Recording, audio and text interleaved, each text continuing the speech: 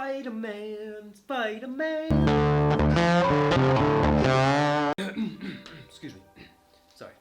I'm Mr. Movie Maniac over here. Today's video is gonna be very quick film review. I'll try to have a spoiler and a non-spoiler section, just because I don't want to accidentally say anything bad. Today's film review is gonna be on, well, if you've guessed it, Spider-Man: No Way Home. This movie came out 3 weeks ago. It's a bit of a late review. It's also my second video, so it's like, why not review Spider-Man? No? I'll try to be as not spoily as possible in this non-spoiler section. First, let's start off with the director, Jon Watts, who made the first two Marvel Studios Homecoming trilogy Spider-Man. I thought, by the way, the direction with this film was absolutely fantastic. Like, even when the trailers came out, I was like, okay, I knew this was gonna be good. The acting was phenomenal. All the actors, I mean it when I say it, all the actors did a good job in this film. The cinematography was phenomenal. I thought it was amazing. I thought all of it was amazing. I thought the wardrobe, the costume designs, all of it was amazing. I thought the actors did a great job, like I said. This movie essentially picks off where Far From Home left off, with Peter Parker's identity being exposed after Mysterio reveals his identity as a final revenge. So Peter Parker's identity has been exposed. Now he's wanted for murder. He's been arrested by Damage Control. They're trying to find out, was he the one responsible for that attack in London, and did he really kill Mysterio? And obviously within the first 20 minutes of the film, this whole plot gets resolved, which leads into the next plot of the film regarding Peter's new life after being discovered, and how it's never going to be normal again, and how it's affecting him and his friends and his family. And this was the essential tone of the movie that sort of sets up the main plot, the villains, and everything else. Let's talk about Benedict Cumberbatch. Benedict Cumberbatch as Doctor Strange in this movie. Again, he had a lot of screen time. I was surprised by how much screen time he was given.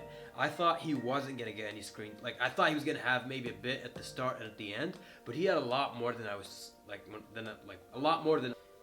Another thing I noticed that was cut out was a lot of characters from Far From Home that were comedic relief were cut out of No Way Home or were condensed.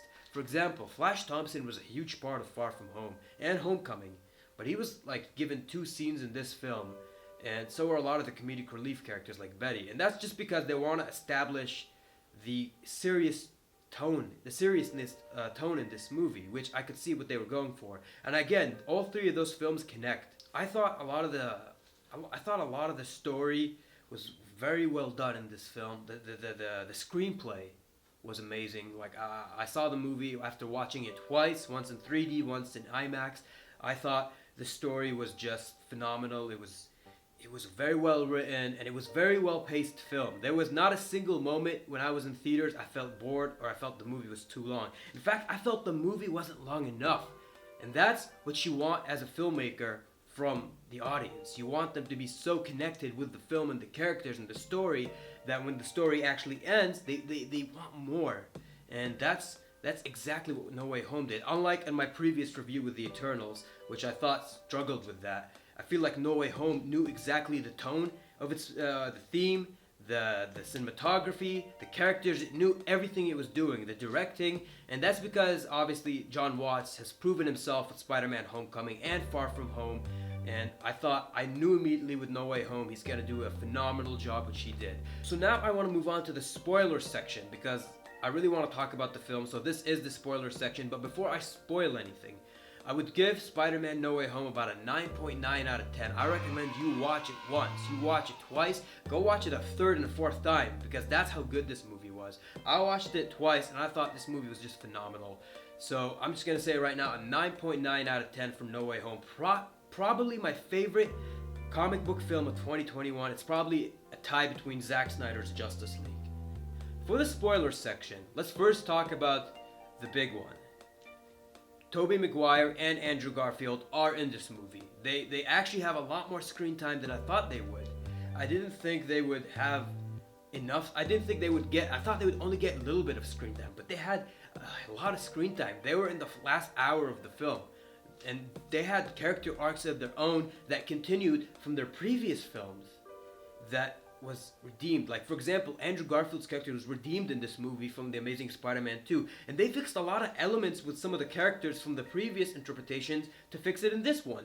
For example, Electro's blue kind of was Electro being blue in Amazing Spider-Man 2 was absolutely garbage.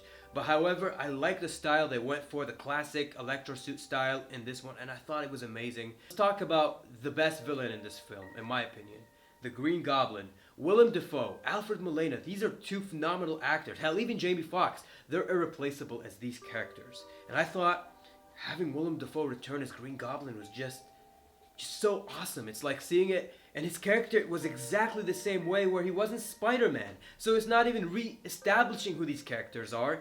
They're the same characters. They're just continuing the events of what previously happened. And I thought Alfred and Willem did a great job doing this. And I thought the Green Goblin was an amazing villain.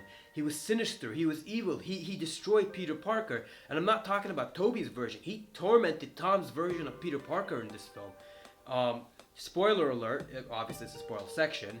Aunt May dies in this movie. Aunt May was the heart to Peter Parker of this film. She was the one who motivated him to help these villains. If you don't know from the trailer, you know, obviously Doctor Strange, Peter Parker, the spell backfires, that him trying to erase everyone's memories. The villains come from other universes, and what ends up happening is that he has to bring them all back to Strange's Sanctum Sanctorum cage.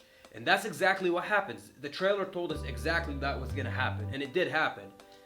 But Peter ends up fighting Strange when he realizes these villains are going to die in their own universes. And some of these characters are from the same universe, so they know that they're going to die. And that's exactly what happened in the other films. And Peter doesn't want that. He doesn't want Spider-Man to be responsible for their deaths, and he feels responsible. And like I said, May sort of persuades him to help these people, and he fights Strange. He ends up beating Strange and locking him up in the mirror dimension. And he ends up taking these characters back to Happy's apartment where he's living now. He tries to help them out, and he does help Dr. Octopus. We finally get to see Dr. Otto Octavius, not Dr. Octopus, which I thought would be awesome. The fight at the bridge between Dr. Octopus and Peter Parker and Spider-Man was actually a pretty good fight. Even though the last couple of minutes I felt like it was meant to be more comedic. Overall, it was a good fight. But it definitely gets dark around the second act when the Goblin appears at the apartment and he's trying to help them all. Electro escapes, the Sandman leaves, Dr. Octopus gets shot out of a window, and the Green Goblin fights Peter Parker, and he's trying to convey a message to Spider-Man saying that his weakness is Aunt May. So what does he do? He kills Aunt May. So, you know, Goblin kills Aunt May, gets away, throws a pumpkin grenade, and Peter's left taunted and traumatized and beaten. Even through all this, Aunt May gives him, which I was surprised, but she gives him the responsibility speech. And I was like, that's badass. It kind of fits in. And later on, it does fit in. And essentially, Peter is just left tormented and beaten and traumatized. Happy gets locked up. I believe he gets caught by the damage report or damage control. They capture him. And yeah, and essentially, we sort of cut back to Ned and MJ. And later on, we get to see Tobey and Andrew's version introduced, which I thought the introduction was amazing. The way they introduced them was just awesome. And they come in and they try to give Peter Parker, Tom Holland's Peter Parker, about what happened to them, especially with Gwen. Andrew's performance, talking about Gwen, was absolutely phenomenal. That was amazing. I thought it was well done. And Tobey telling him about how he killed the person who killed Uncle Ben in Spider-Man 1, or at least he thought he did, and how it traumatized him, and they don't want the same for him. So in this movie, I really was surprised by the character arcs they gave Tobey and Andrew, and I was surprised how it worked. It worked very well. By the end of the movie, I was invested in all these three characters. I was invested in the villains. I was invested in everything going on in this film. I was sucked into the story. One of the things I loved about this movie is the natural conversations they were having. They were talking about all the villains they fought and how, like, oh, I fought a black goo once. It was like, I fought an alien too in space.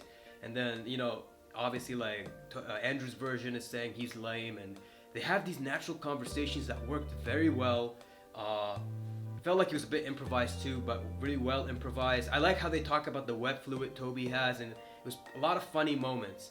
But that tone of funny at the final fight where they fight Electro, Sandman, and the Lizard, they cure them all. Obviously, that was the plan. They're gonna follow what May said. They're gonna try to cure them. But this changes when Green Goblin shows up, and he sort of causes this. He throws a pumpkin bomb at the black box, which contains the spell, causing it to go chaotic. And then Tom Holland fights Green Goblin for a second time, nearly beating him to death after killing Aunt May. And this is one of the most beautiful scenes as he's about to impale him with the glider. By the way, these actors did a phenomenal job in this scene. Willem Dafoe, man, you just nailed it. You are the Green Goblin. Nobody else can be the Green Goblin but you. Tom Holland, again, man, I've seen your film Cherry, and I was just gonna say it right now. This scene itself was so tense, was so established well, and it was just so frightening. I actually believed he was gonna kill the Goblin if it wasn't for Tobey, who stepped in and sort of blocked it, because he doesn't want to. And this sort of referenced Spider-Man 3 when Aunt May says in Spider-Man 3, played by I forget her name, but like essentially she said revenge was like a poison, and he didn't want that to happen to Tom's version. They cure everyone gets sent back to their respected universes, and Strange decides that the spell, he doesn't know what to do. The spell's all over the place. All the people that know Peter Parker across the multiverse are coming here, because that's what happened. The spell backfired, and now all these villains are coming here rather than everyone here forgetting about Peter Parker.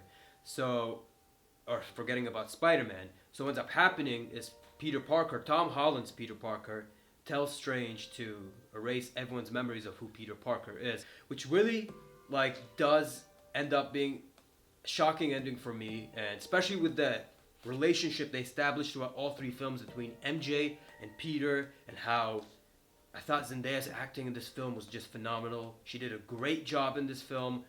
And Far From Home, she did a phenomenal job, and I thought the relationship between Peter and MJ was just amazing. So it was sad to see that at the end, that everyone had to forget who he was. He lost. Essentially, he did lose at the end. He didn't lose his morality, but he definitely lost. He lost everyone around him. He lost his aunt. He lost his buddies, the Avengers. I guess he lost his friends. He lost his girlfriend. He lost everybody. And I like that whole dark ending. In the first movie, in Spider-Man Homecoming, he was an eager kid trying to become an Avenger. In the second movie, he realized the responsibility of being a hero, and in the third, the consequences of being a hero. This film was just phenomenal. The actors, all of them. Jacob Batalon, who plays Ned Leeds, did a great job. Everyone did a phenomenal job playing in this film. I thought it was a well-done story. Direction was a 10 out of 10. Cinematography a 10 out of 10. Acting a 10 out of 10. Everything, the story was a 10 out of 10. Even having all these old characters returning, it was just amazing. It was perfect. It was amazing. I would give this movie a 9.99 out of 10. The only thing that I would say I was a bit nitpicking about is Ned sort of doing magic. That's how they introduced Tobey and Andrew, because he can do magic now. It wasn't established, especially because it took Doctor Strange a whole movie to learn how to get good at it, and it took Ned like 4 minutes. I thought that was a pretty stupid thing. Or there are small minor nitpickings, and that's fine. Everyone is entitled to their own opinion, but overall the movie was a 9.99 out of 10. And thank you for watching my video. I'm Movie Maniac. If you liked what you see, please subscribe and like below. Comment if you'd like, and hope to see you around next time.